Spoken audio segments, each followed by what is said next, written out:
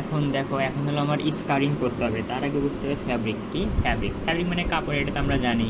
তো আমরা ফ্যাব্রিকটা মূলত পাই করতে কোথা থেকে বলো তো? যে লুম বা তাঁত বলে না, তাঁত মানে তাঁতিরা কি তোমার জাস্ট ফ্যাব্রিক মানে কাপড়টা বানায়। হ্যাঁ, ওই কাপড়টা বানানোর পরে আমরা নিয়ে আসি, এনে যা করা লাগে মানে এটা কাপড়টা নিয়ে আসি রং করি বা যা করার করি, ওটা পরের কথা। হ্যাঁ, তো যদি আমরা একদম লুম থেকে যে নিয়ে আসি, ওটাকে আমি বলতেছি র ম্যাটেরিয়াল। হ্যাঁ, র ফ্যাব্রিক বলা যে কথা একদম র মানে কাঁচা অবস্থা, মানে একদম শুরুতে মানে ইনিশিয়ালি। তো ওইটাকে বলতেছি র ফ্যাব্রিক। এই র ফ্যাব্রিক এখন দেখো মনে রাখবা।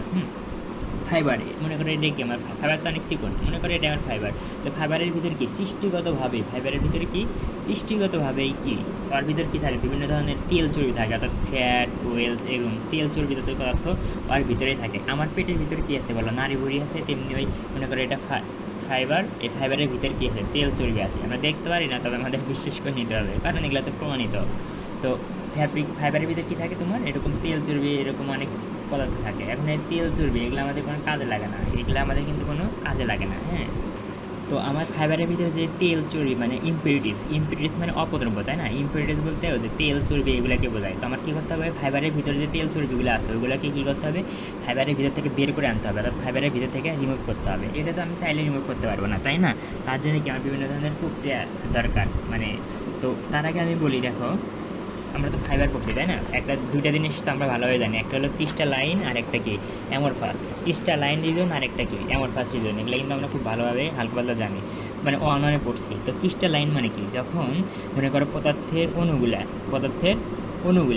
বলতে কি এখানে ফাইবার ফ্যাব্রিক যাই বলো, তো পদার্থের অণুগুলো কি থাকে, খুব কাছাকাছি থাকে। পদার্থের অণু বলতে কি এখানে কার্বন হাইড্রোজেন। হ্যাঁ, তো এগুলো যখন কি থাকে একদম কাছাকাছি থাকে, তখন তাকে আমরা বলি ক্রিস্টালাইন। মানে ক্রিস্টালাইন রিজিয়ন মানে এলাকা বা জায়গা, তার মানে যে জায়গা জুড়ে কী থাকে, এই মানে পদার্থের অণুগুলো একদম কাছাকাছি থাকে, ওই জায়গাটুকুকে বলে আমরা ক্রিস্টালাইন রিজিয়ন। আর অ্যামরফাস রিজিয়ন মানে কি, অ্যামরফাস মানে ফাঁকা, অর্থাৎ অনেক দূরে মানে মৌলিক পদার্থের অণুগুলো অনেক দূরে থাকবে। তো যে জায়গায় কি পদার্থের অণুগুলো অনেক দূরে থাকে, তাকে বলতেছি আমরা অ্যামরফাস রিজিয়ন। এখানে খেয়াল করো, দেখো এরা কি, এর একটা পদার্থের অণু, তো পদার্থের অণুগুলো খুব কাছাকাছি আছে, তার মানে এই জায়গাটুকু দেখো, এই জায়গাটুকু আমার ক্রিস্টালাইন রিজিয়ন। আর এখানে একটা অণু দুইটা কত, এই একটা অণু থেকে আরেকটা অণুর ভিতরে কত ফাঁক, এই অণু থেকে অণু কত ফাঁক। হ্যাঁ, এখানে অণুগুলো ফাঁক মানে অনেক ফাঁকে আছে, তার মানে এইটুকু মানে অণুগুলোকে মিলে যদি আমি একটা বাউন্ডারি করি, খেয়াল করো এখানে। হ্যাঁ, দেখো, আচ্ছা এটা আমার ফাইবার, সরি মানে ফাইবার কেমন মোটা করে দেখাচ্ছি, এটা আমার ফাইবার, তাই না? আর এগুলো কি অণু, তো এই অণুগুলোকে একটু বাউন্ডারি করলাম। হ্যাঁ, গোল দিয়ে একটা বাউন্ডারি করলাম মনে করো, তাহলে এই বাউন্ডারি মানে এই গোলটুগুলো আমার ফার্স্ট রিজন, তাই না? এই তো, আর এটা কিন্তু ফাইবারে, দেখো এই যে চিত্রটা আছে, এটা হলো ফাইবার তো সিলিন্ড্রিকাল, এই জন্য আমরা সিলিন্ড্রিকাল মানে কি সিলিন্ডার আকৃতির, তাই না? এই জন্য আকাশে এটা ফাইবারের ভিতর অণু থাকে, আমার কার্বন হাইড্রোজেন এগুলো থাকে। আর যদি কি একটা থেকে অনেক দূরে থাকে, তখন ওই জায়গাটুকু বলে আমরা অ্যামরফাস বা ফাঁকা জায়গা। হ্যাঁ, এখন একটা জিনিস খেয়াল করো, বলছিলাম কি ফাইবারের ভিতরে কী থাকে বলো, এখানে খেয়াল করো, এই দেখো বাউন্ডারি উঠেছি, এখানে অণুগুলো কাছাকাছি আছে, তার মানে এইটুকু ফাইবারের ভিতর কি, এইটুকু আমার ক্রিস্টালাইন রিজন, আর এইটুকু কি অ্যামরফাস রিজন। মানে একটা ফাইবারের ভিতর বিভিন্ন জায়গায় কি ক্রিস্টালাইন রিজন থাকে, আবার বিভিন্ন জায়গায় অ্যামরফাস রিজন থাকে। হ্যাঁ, এখন তোমাকে যদি আমি বলি যে মানে তুমি কিছু খাও নাই, সকাল থেকে কিছু খাও নাই, ওই অবস্থায় বেশি পানি খেতে পারবা, নাকি মনে করো আমি যদি তোমাকে রাতে পানি খাইতে বলি, তখন কিন্তু বেশি পানি খাইতে পারবা না। দিনের সকালে, খুব সকালে কিন্তু বেশি পানি খাইতে পারবে। আর কারণ কি, যে সকালে কী হয়, তোমার পেটের ভিতরে ফাঁকা জায়গা বেশি থাকে, তাই না? তো দেখো অণু আছে, আমরা মনে করো আমরা কি একটা কাপড় পানিতে ভিজাই, তাই না? ভিজানোর পর কাপড় কী হয় বলো তো, পানি শোষণ করা মানে কি, পানি খেয়ে নেওয়া মানে পানি খাওয়া। হ্যাঁ, মানে শোষণ করা মানে আমি একটা আচ্ছা দেখো, একটা মনে রাখবা, কনফিউশনের কিছু নাই। হ্যাঁ, আচ্ছা ফ্যাব্রিক মানে কি, ইয়ান দ্বারা তৈরি, আর ইয়ানটা কী দ্বারা তৈরি, ফাইবার দ্বারা তৈরি। তার মানে ফ্যাব্রিক বলাও যে কথা, ফাইবার বলাও একই কথা, কোনো সমস্যা নাই।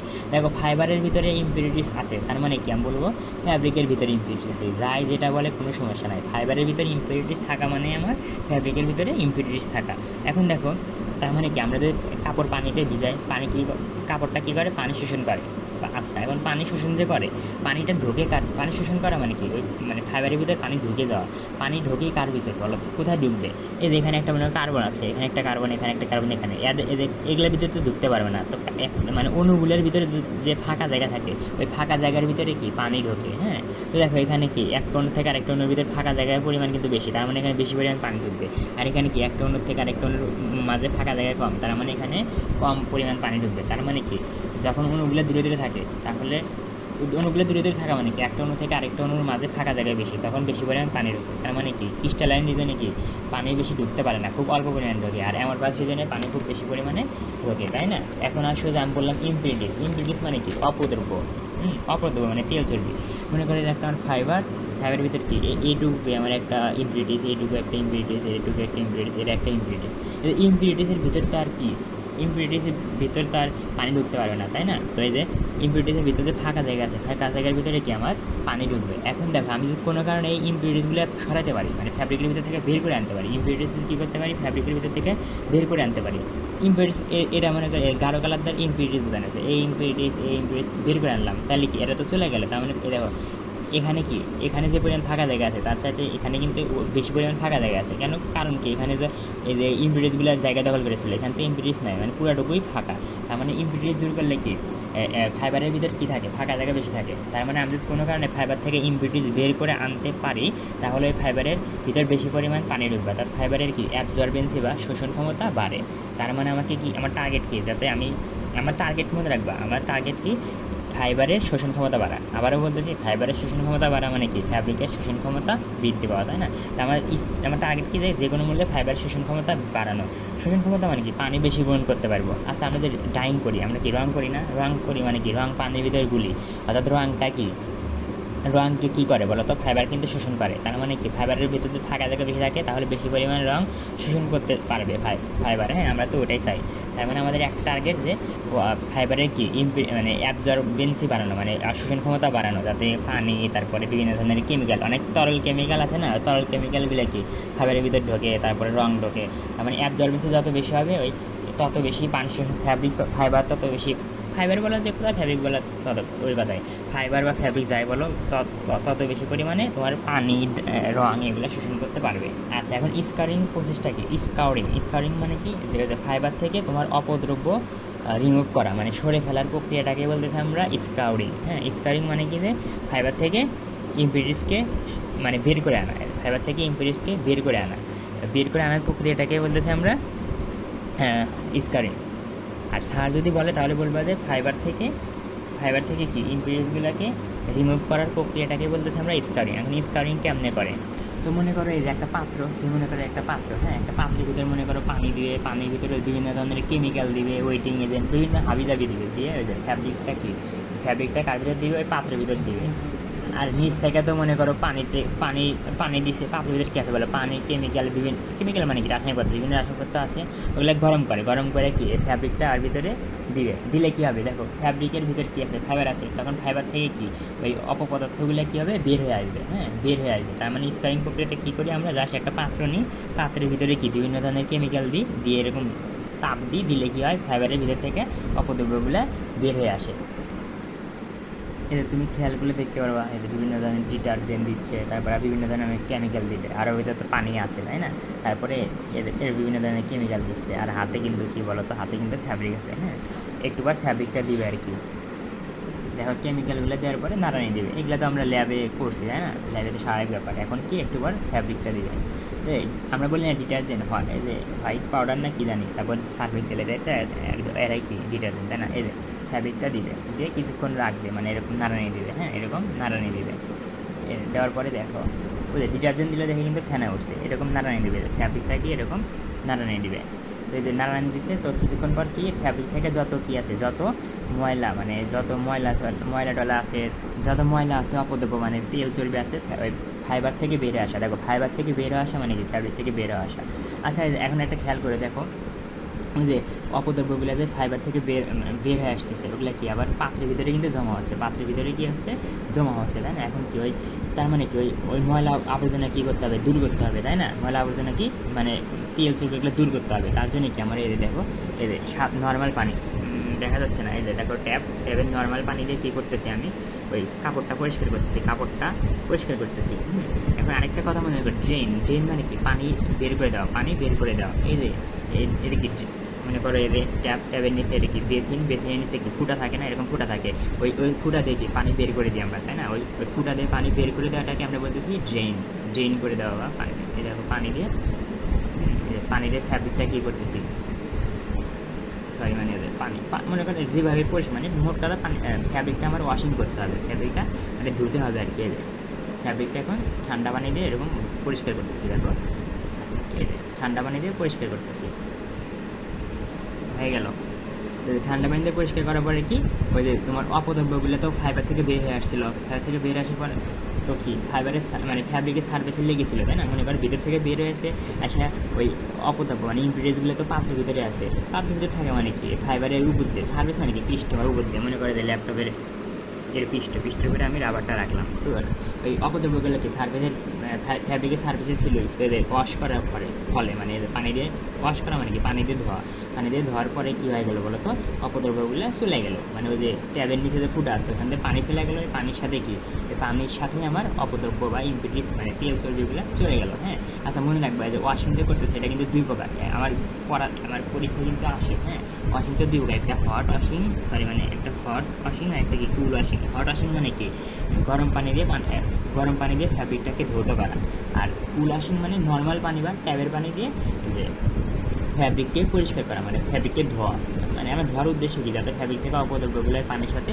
চলে যায়। হ্যাঁ, এই যে এখন কি ট্যাবের পানিটা করতেছে, এই জন্য আমি এটাকে বলতেছি নর্মাল ওয়াশিং। আর আমি যদি গরম পানি মানে মনে করো হিটারে একটু পানি গরম করলাম, করে ওই পানি দিয়ে যদি ধৌত করতাম তাহলে তাকে বলতাম আমি হট ওয়াশিং, আর কিছু না। তো এতক্ষণ তো তুমি মানে কি স্কারিং বুঝতে পারলা, ওইটাতে দেখলো ওটা কিন্তু আমার ল্যাব ছিল, ল্যাবরেটরি ছিল, মানে একদম ল্যাব ছিল। তো এখন ওটা তো জাস্ট ল্যাব করার জন্যে, মানে জাস্ট শেখার জন্যে, কিন্তু ইন্ডাস্ট্রিতে কীভাবে হয় দেখো, ইন্ডাস্ট্রিতে তো ওই আমার আগের ভিডিওতে কি সামান্য এইটুকু একটা ফ্যাব্রিক ছিল, কিন্তু এখন কি আর ওইটুকু ফ্যাব্রিক, ইন্ডাস্ট্রিতে তো অনেক বড় বড় ফ্যাব্রিক, তো ওইটুকু পাত্রে ভিতরতে হবে না। তো ইন্ডাস্ট্রিতে আমরা কী করি, স্কারিং ওই পাত্রের ভিতর না করে কি, এই দেখো মেশিন দেখতেছো না, এই দেখো এটা বড় মেশিনটা দেখতেছো, হ্যাঁ দেখা যায় কিনা জানি না, এই যে ফুটা দেখতেছো না, এই পুরাটুকু মেশিন স্কারিং করা হয় মেশিনের ভিতর। আচ্ছা স্কারিং মোটামুটি বুঝলাম, হ্যাঁ। আর এখন আসে ব্লিচিং, এখন একটা কি ব্লিচিং, ওই স্কারিংয়ের মধ্যেই ব্লিচিং করতে হয়, মনে করো ওই যে ঠিক স্কারিং যেভাবে করছি ব্লিচিংও ঠিক ওইভাবেই করি, হ্যাঁ খালি কিছু কেমিক্যাল আলাদা আর কিছু না, স্কারিংয়ের মধ্যেই ওয়াশিং করতে হয়, হাবিজাবি করতে হয়, হ্যাঁ ওটা গেলে তোমার ব্লিচিং। আচ্ছা ব্লিচিং কাকে বলি, ব্লিচিং হলো কি, আচ্ছা ব্লিচিং সম্পর্কে পরে বলবো, খালি মনে রাখো যে স্কারিং যেভাবে করলাম ঠিক ওইভাবেই আমার কি ব্লিচিং করি, জাস্ট কেমিক্যাল কিছু আলাদা। এখন মনে রাখবা আমি দেখো আগের ভিডিওতে আমি কী দেখালাম, জাস্ট স্কারিং করলাম, তাই না? আচ্ছা আরেকটা পাত্রের ভিতরে আমি কী করতে পারি, ব্লিচিং করতে পারি, তার মানে কি আমি স্কারিংয়ের ব্লিচিং কিন্তু আলাদা আলাদা পাত্রে করলাম, হ্যাঁ। তো মনে রাখবা স্কারিং আমরা আলাদা আলাদা পাত্রে করতে পারি, আবার কি একই পাত্রের ভিতরে ব্লিচিং এবং স্কারিং দুইটি করতে পারি, মানে একই সাথে আমার ব্লিচিংও হয়ে যাবে স্কারিং। আচ্ছা ব্লিচিং সম্পর্কে কিন্তু একটু বলি, ব্লিচিং মানে কি, আচ্ছা একদম র অবস্থায় ফ্যাব্রিকের কালারটা কী হয়, গ্রে কালার হয়, একদম র অবস্থায় মানে রুম থেকে যে পাই ওটা কী হয়, গ্রে কালার হয়। আচ্ছা গ্রে কালার থাকলে আমাদের কাজ হয় না, আমাদের কী করতে হবে, ফ্যাব্রিকটাকে সাদা বানাতে হবে। কেন? আচ্ছা গ্রে কালারের উপর কিন্তু আমি ইচ্ছা মতো রঙ করতে পারবো না, লাল রঙ করি, সবুজ রঙ যেই রঙ করি করতে পারবো না।